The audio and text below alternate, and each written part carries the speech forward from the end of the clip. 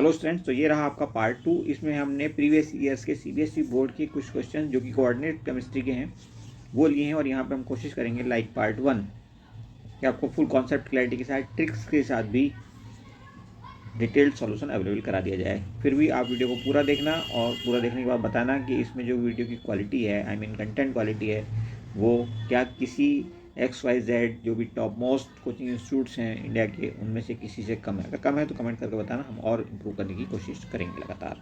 Okay, चलिए शुरू करते हैं सवाल नंबर 13 से सवाल नंबर 12 तक के आप देख सकते हैं हमारे पहले वीडियो में। बाकी बचेंगे अगर कुछ क्वेश्चंस तो वो हम आपको पार्ट 3 या पार्ट 4 में अवेलेबल करा देंगे।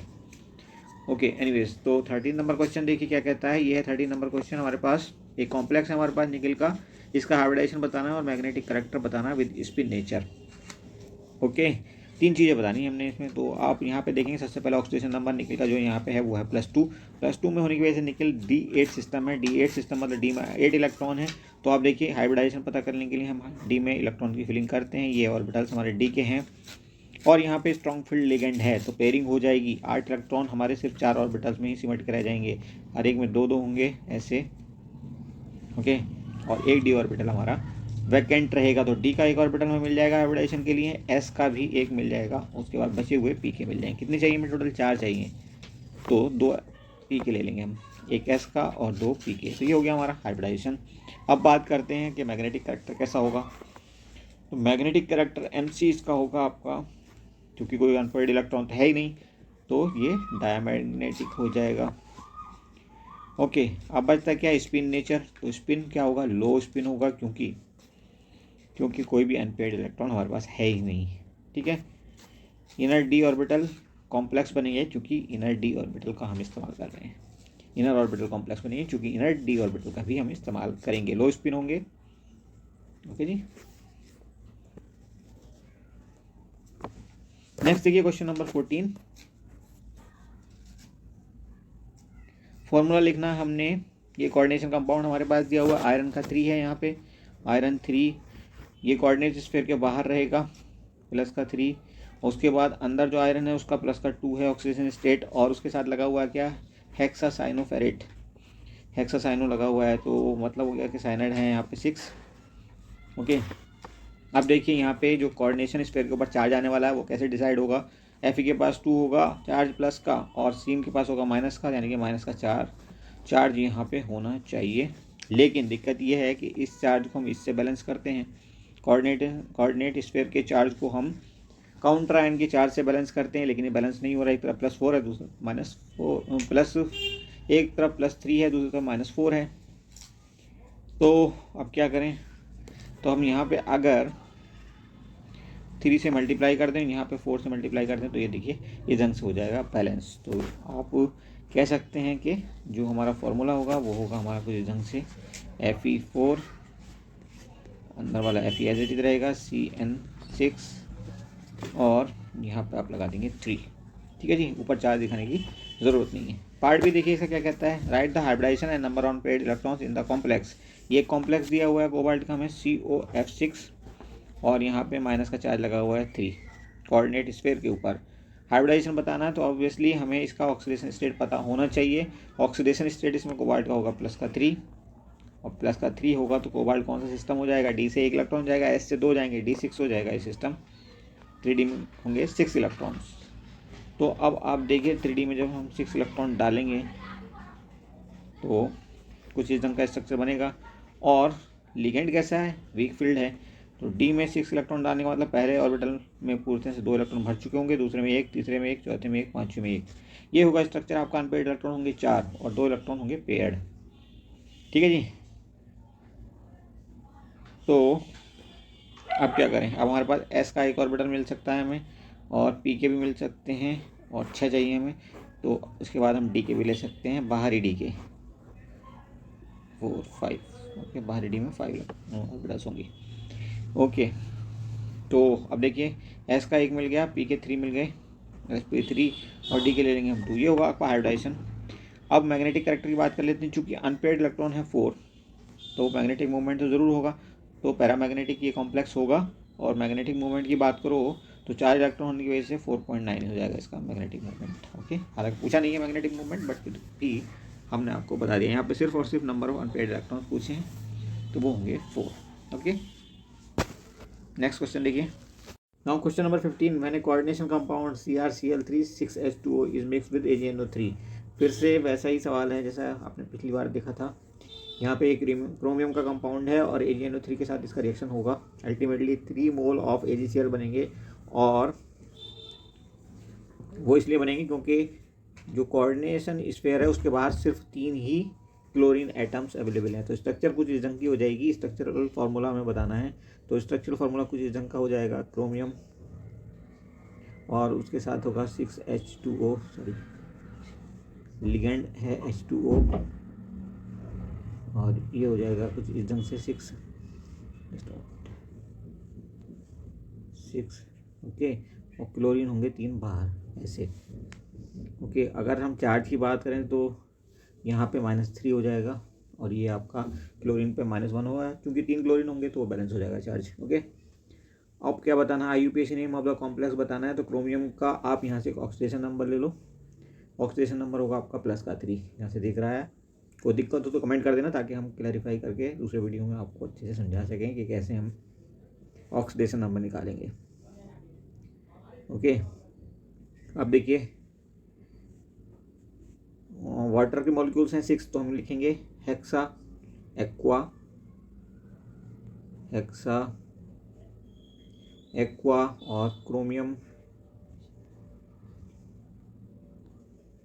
क्रोमियम ऑक्सीजन स्टेट लिख देंगे ब्रैकेट में, क्या है 3। ओके, और लास्ट में दिया हुआ है क्लोरीन, तो क्लोराइड हो जाएगा। ओके, ये हो गया आपका IUPAC name. Then magnetic and spin behaviour of the complex. Number of unpaired electron पता करने पड़ेंगे। ऑक्सीडेशन स्टेट हमारे पास है +3 क्रोमियम का, तो क्रोमियम अगर +3 में है तो ये कौन सा सिस्टम होगा। क्रोमियम में होते हैं D में 5 इलेक्ट्रॉन, और 4s में होते हैं 1 इलेक्ट्रॉन, 1s में 1, और 3D में होते हैं 5 इलेक्ट्रॉन। अगर +3 में जाएगा क्रोमियम, तो D में इलेक्ट्रॉन कितने रह जाएंगे आपके पास, एक यहाँ से निकलेगा और 2 यहाँ से निकलेंगे, तो ये रह जाएगा D3 सिस्टम। ओके, और D3 सिस्टम में आप देखोगे ये हो गया आपका D ऑर्बिटल, और D3 में 3 इलेक्ट्रॉन होंगे 1 2 3। वाटर चूंकि वीक फील्ड लिगेंड है, इसलिए पेयरिंग तो होनी नहीं है, तो नंबर ऑफ अनपेयर्ड इलेक्ट्रॉन 3 हो जाएंगे। तो मैग्नेटिक बिहेवियर कैसा होगा, पैरामैग्नेटिक होगा, पैरामैग्नेटिक। इसके अलावा स्पिन बिहेवियर की बात करें तो हाई स्पिन होगा, हाई स्पिन। ओके, चलिए नेक्स्ट क्वेश्चन देखते हैं। Write the hybridization shape and magnetic character of FeCN6 4-। तो फिर से आपको ऑक्सीडेशन स्टेट देखना होगा Fe का, और ऑक्सीडेशन स्टेट Fe का आप निकाल सकते हो। Cn का है 1 और 6 है Cn, तो -6 हो गया overall. x -6 is equal to -4, तो x is equal to +2। Fe हो गया +2 ऑक्सीडेशन स्टेट में, और इस ढंग से आप कह सकते हो कि D में इलेक्ट्रॉन Fe के कितने होंगे, D6 होगा ये, क्योंकि S के दोनों इलेक्ट्रॉन निकल चुके होंगे। अब हाइब्रिडाइजेशन बताना है, तो D में आपके पास 6 इलेक्ट्रॉन आप फिल करोगे, तो यहाँ पे 2 इलेक्ट्रॉन हो जाएंगे, उसके बाद 1 1 1 1 1 ऐसे करके। लेकिन आपका जो लिगेंड है वो भी स्ट्रॉन्ग फील्ड है, तो पेयरिंग होगी, तो बाकी के दोनों इलेक्ट्रॉन जो है यहाँ पे शिफ्ट हो जाएंगे। ओके, सॉरी, ये शिफ्ट हो गए। तो 6 के 6 इलेक्ट्रॉन 3 ऑर्बिटल्स के अंदर आ चुके हैं। 2 D ऑर्बिटल्स खाली पड़ी हैं हमारे पास, तो D2 हो जाएगा हमारा हाइब्रिडाइजेशन। उसके बाद S, 4s से भी ले लेगा एक D2S, और हमें चाहिए टोटल 6 ऑर्बिटल्स। 3 तो ये हो गए, 2 D की, 1 S की, और P की मिल जाएंगे हमें 3, तो D2sp3। इस ढंग से 6 ऑर्बिटल हमारे पास हो जाएंगे। हाइब्रिडाइजेशन हो गया हमारा ये हो गया हमारा हाइब्रिडाइजेशन। उसके बाद मैग्नेटिक कैरेक्टर की बात करें तो कोई अनपेयर्ड इलेक्ट्रॉन है नहीं है, तो कैसा हो जाएगा मैग्नेटिक कैरेक्टर इसका, डायामैग्नेटिक हो जाएगा, ये डाया मैग्नेटिक। ओके, और अब बात कर लेते हैं क्या बचा, कुछ बचा नहीं। ओके, तो ये हो गया आपका आंसर। नेक्स्ट देखिए question number 17। Explain why this has magnetic movement, इसके अंदर मैग्नेटिक मूवमेंट क्यों है, कितना मैग्नेटिक मूवमेंट दिखा रहा है 5.92 BM, वेयर एज FeCN6 3 माइनस has a value of only 1.74। तो चलिए एक करके चेक कर लेते हैं। पहले ये वाला चेक करते हैं। तो Fe है ये, जस्ट मिनट, Fe H2O 6 और इसके ऊपर चार्ज दिया है प्लस का 3। इसका मतलब ये कि Fe की ऑक्सीजन स्टेट क्या है, +3 है। Fe +3 में होगा तो कौन सा सिस्टम होगा, D5 सिस्टम होगा, क्योंकि 2 इलेक्ट्रॉन निकलेंगे S से और एक निकलेगा D से। D5 सिस्टम है, D5 सिस्टम मतलब D में 5 इलेक्ट्रॉन है। अगर D में 5 इलेक्ट्रॉन होंगे तो कुछ इस ढंग से आप इनको दिखा सकते हो। चूँकि वाटर वीक फील्डिंग एंड है तो आपका ये ऐसे रहेंगे, अनपेयर्ड रहेंगे, पेयरिंग नहीं होगी। पेयरिंग नहीं होगी तो D का कोई ऑर्बिटल खाली नहीं रहेगा, सब में एक एक इलेक्ट्रॉन रहेगा। इसका मतलब D तो अवेलेबल ही नहीं होगा हाइब्रिडाइजेशन के लिए। यहाँ से आप S लोगे, 4s से S मिलेगा आपको और 4p से आपको 3 ऑर्बिटल और मिल जाएंगे। टोटल कितने ऑर्बिटल चाहिए आपको, 6 चाहिए। तो 3 और 1 4 हो गए। D 4D से आप ले लो 2 ऑर्बिटल, होते तो टोटल 5 है उसके बाद भी, बट 2 ले लो। तो हमारा हाइब्रिडेशन होगा sp3d2। ओके, ये हो गया आपका हाइब्रिडाइजेशन। बताना क्या है हमने बताना है मैग्नेटिक मूवमेंट 5.92 क्यों है इसका। तो 5.92 तो हो ही जाएगा, तो मैग्नेटिक मूवमेंट निकालने के लिए आपका फॉर्मूला क्या होता है, mu is equal to n into n plus 2। Okay, n की वैल्यू कितनी है 5, 5 इंटू 5 प्लस 2 यानी कि 7, 5 प्लस 2 मतलब 7, तो 5 7 35 रूट 35 मतलब 5.92। ओके, तो बिल्कुल सही बात है कि इसका मैग्नेटिक मूवमेंट जो है वो 5.92 होगा। जबकि दूसरे वाले की बात करें, चलिए दूसरे वाली की बात कर लेते हैं। तो दूसरा वाला है आपका कंपाउंड, ये कॉम्प्लेक्स ये है Fe देन CN6 ओके और -3। तो यहाँ पे आप देखेंगे स्ट्रॉन्ग फील्ड लिगेंड है। तो Fe हालांकि +3 सिस्टम में यहाँ पे जो D5 कॉन्फ़िगरेशन होगा और D5 होगा तो फिर से वही होना चाहिए था, एक एक इलेक्ट्रॉन हर एक D ऑर्बिटल में, बट ऐसा नहीं हुआ क्योंकि CN स्ट्रॉन्ग फील्ड लिगेंड है। तो पेयरिंग हो जाएगी, 5 इलेक्ट्रॉन यहीं पे सिमट के रह जाएंगे, 1 2 3 4 हो गए, फिर 5वां चल जाएगा इसमें। अब हमारे पास D2 इनर ऑर्बिटल कॉम्प्लेक्स बनाएगा। D2 अंदर वाले मिल गए 2 हमें, एक S से उठा लेगा, ये टोटल 6 उठाने हैं, 3 हो गए और 2 उठाएगा ये P के, D2sp कितना है 3, D2sp3 3 उठाएगा ये P के। ओके, इस ढंग से 6 के 6 ऑर्बिटल इसे अवेलेबल हो जाएंगे और यहाँ पे इलेक्ट्रॉन पेयर आ जाएंगे, lone pair. Okay, 6 lone pair CN के इस ढंग से एडजस्ट हो जाएंगे। तो अल्टीमेटली आप कह सकते हो कि यहाँ पर अनपेयर्ड इलेक्ट्रॉन कितने रहे, सिर्फ 1 इलेक्ट्रॉन अनपेयर्ड रहा। तो आप फिर से म्यू निकालोगे तो n इंटू n प्लस 2 से म्यू निकलेगा और इसकी वैल्यू कितनी आ जाएगी 1.74। तो बिल्कुल सही है। ओके, नेक्स्ट देखिए 18 कहता है out of this and this which one complex is paramagnetic. बताना है कौन है इनमें से पैरामैग्नेटिक, मतलब नंबर ऑफ अनपेयर्ड इलेक्ट्रॉन कुछ ना कुछ जरूर होंगे, 1 हो 2 3 हो या 4 हो या मैक्सिमम 5 हो सकते हैं। तो यहाँ पे तो आप देखेंगे पेयरिंग हो जाएगी। जब पेयरिंग हो जाएगी तो यहाँ पे चांसेस है कि आपके पास इलेक्ट्रॉन बचेंगे नहीं, तो पैरामैग्नेटिक आपका डायमैग्नेटिक होगा ये, ठीक है, और पैरामैग्नेटिक हो जाएगा पहला वाला। ठीक, तो हम कह सकते हैं कि पैरामैग्नेटिक क्या होगा, कोबाल्ट ये वाला COF6 ये पैरामैग्नेटिक होगा। यहाँ पे नंबर ऑफ अनपेयर्ड इलेक्ट्रॉन निकाल लेते हैं। तो ये कौन सा सिस्टम है, ऑक्सीडेशन स्टेट क्या है इसकी, प्लस का 3 है कोबाल्ट। यहाँ पे कोबाल्ट +3 में अगर होगा तो S के 2 इलेक्ट्रॉन जाएंगे, D से 1 जाएगा, यानी कि D6 सिस्टम होगा। D6 सिस्टम को आप देखोगे तो ये रहा आपका D6 सिस्टम।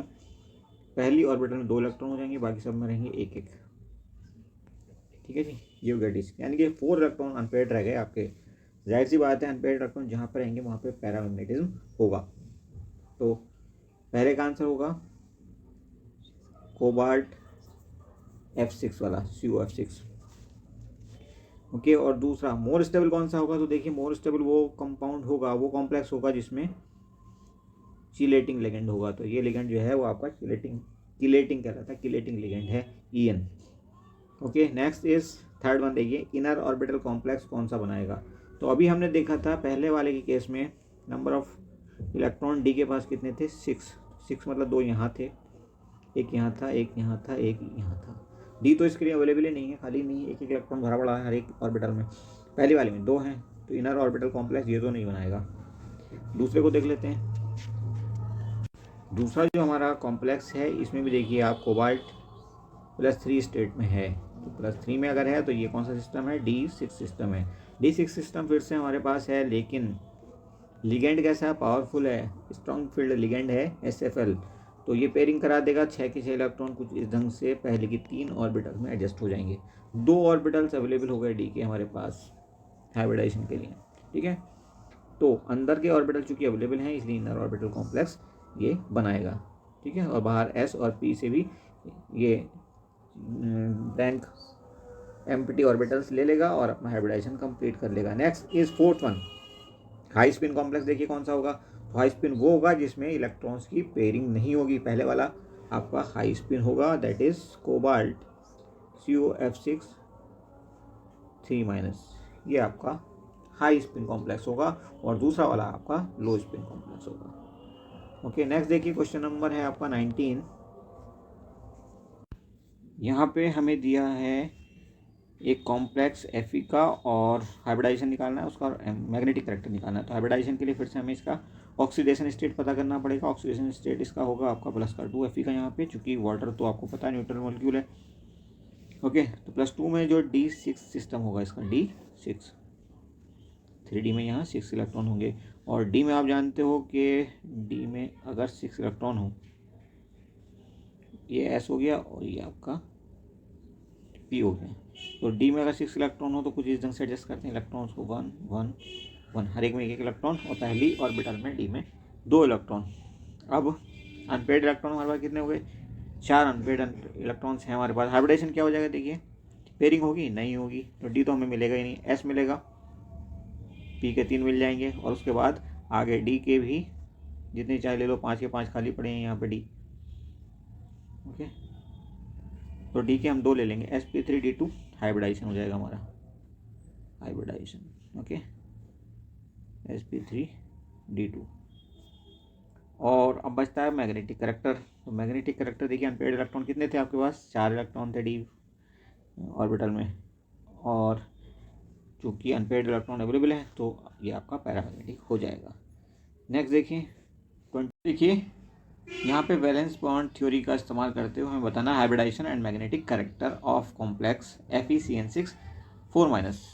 तो यहाँ पे Fe का ऑक्सीडेशन स्टेट है 2, वो आप आसानी से निकाल सकते हो, आई थिंक कोई दिक्कत नहीं होनी चाहिए। फिर जब ऑक्सीडेशन स्टेट होगा 2, Fe2+ में होगा, तो कौन सा सिस्टम होगा, D6 सिस्टम होगा, 3D6 या D6। ओके, अब आप इलेक्ट्रॉन डालो यहाँ पे, D में 6 इलेक्ट्रॉन आप फिल करोगे, तो यहाँ पे पहले में 2 चले जाएंगे, इसमें 1 होगा, इसमें 1 होगा, इसमें 1 और इसमें 1। ओके, हाइब्रिडेशन बताना है तो S का भी हमें 1 लेना पड़ेगा, और उसके अलावा P के भी हमें लेने पड़ेंगे, क्योंकि D से हमें सिर्फ 1 ही मिल रहा है। लेकिन यहाँ पे ये भी तो है कि आपके जो लिगेंड है वो स्ट्रॉन्ग फील्ड लिगेंड है, तो स्ट्रॉन्ग फील्ड लिगेंड होने की वजह से ये D कुछ इस ढंग से फिल हो जाएगा। ओके, 6 का मतलब पहले 3 ऑर्बिटल 1 2 3 4 5 6 ये हो गए। अब 2 ऑर्बिटल D के हमें मिल चुके हैं, एक ले लेंगे हम S का और बाकी ले लेते हैं P के, एक S और P के हो जाएंगे 3। तो हाइब्रिडाइजेशन हो गया D2sp3। मैग्नेटिक कैरेक्टर की बात करें तो ये डायमैग्नेटिक होगा, क्योंकि यहाँ पे कोई भी इलेक्ट्रॉन अनपेड है ही नहीं। ओके, अब पार्ट बी देखिए, इसका सवाल का पार्ट बी क्या कहता है, electronic configuration of D6 on the basis of crystal field theory when. पहला इसका कहता है कि जी जब क्रिस्टल फील्ड एनर्जी जो है पेयरिंग एनर्जी से कम है, तो D तो आपको पता है कि ऑक्टाहेड्रल फील्ड में कुछ इस ढंग से स्प्लिट होगा, ये होगा Eg और ये होगा आपका T2G। यहाँ पे आपके इलेक्ट्रॉन्स होंगे, ऑर्बिटल्स होंगे 3, यहाँ पे ऑर्बिटल्स होंगे 2। अब चूँकि पेयरिंग एनर्जी ज़्यादा है तो ये गैप कम होगा, गैप कम होगा तो इलेक्ट्रॉन्स ऊपर भाग जाएगा, एक यहाँ आएगा, एक यहाँ आएगा, एक यहाँ आएगा 3, एक यहाँ आएगा 4, एक यहाँ आएगा 5, और छठा इलेक्ट्रॉन आपका यहाँ पे आके पेयर अप हो जाएगा। ओके, तो T2G में कितने इलेक्ट्रॉन होंगे, 4, और Eg में कितने होंगे जी, Eg में होंगे 2 इलेक्ट्रॉन। ओके, तो पहला आंसर आपको यहाँ पे मिल चुका है। अब देखिए जब क्रिस्टल फील्ड एनर्जी ज़्यादा होगी पेयरिंग एनर्जी से, तब क्या होने वाला है, तो गैप बढ़ जाएगा इस बार, और ये कुछ इस ढंग से ये होगा आपका Eg, ये होगा आपका T2G, यहाँ पे आपके 3 ऑर्बिटल D के रहेंगे, यहाँ पे 2 हो गए। ओके, अब चूँकि गैप बढ़ चुका है तो पेयरिंग हो जाएगी, पेयरिंग होगी तो देखिए 1 2 3 4 5 और 6, मतलब 6 के 6 इलेक्ट्रॉन T2G में आ जाएंगे। और Eg के पास कितने इलेक्ट्रॉन होंगे? Eg के पास कोई इलेक्ट्रॉन नहीं होगा, 0। ओके, तो इस ढंग से आप इस पोजीशन को दिखा सकते हो। That's all in this video, thank you for watching, see you soon.